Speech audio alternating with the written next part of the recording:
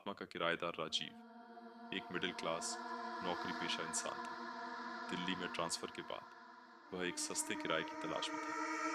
शहर में कम किराया मिलना नामुमकिन था, लेकिन एक एजेंट ने उसे बताया कि मॉडल टाउन में एक फ्लैट है, 2 कमरों का, बड़ी बालकनी, शांत इलाका और किराया बहुत ही कम।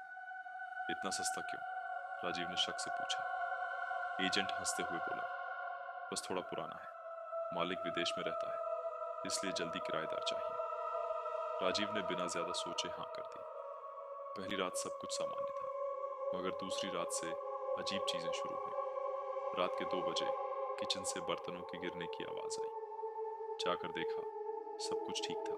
तीसरी रात उसने महसूस किया कि कोई उसके कमरे में चल रहा है। जब लाइट ऑन की, कोई नहीं था, लेकिन कमरे की दीवारों पर हल्की सी सरसराहट की आवाजें आ रही थी, जैसे कोई फुसफुसा रहा हो। एक दिन उसने पड़ोसी से बात की। पड़ोसी ने हल्की आवाज में कहा, आपको नहीं बताया किसी ने? उस फ्लैट में पहले एक लड़का रहता था, विशाल नाम था उसका। उसने 3 साल पहले सुसाइड कर लिया था। फ्लैट में ही राजीव का खून ठंडा हो गया। उस रात नींद में उसे किसी के सांस लेने की आवाज सुनाई दी, उसके कान के पास, बहुत पास।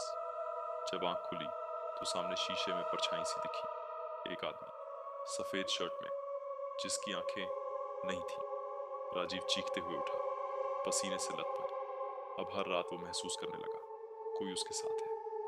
दरवाजा अपने आप खुल जाता, बत्ती खुद ब खुद बंद हो जाती, मोबाइल में किसी और की तस्वीरें आ जाती। एक रात उसने हिम्मत करके कहा, तू जो भी है, मुझे क्या चाहिए तुझसे?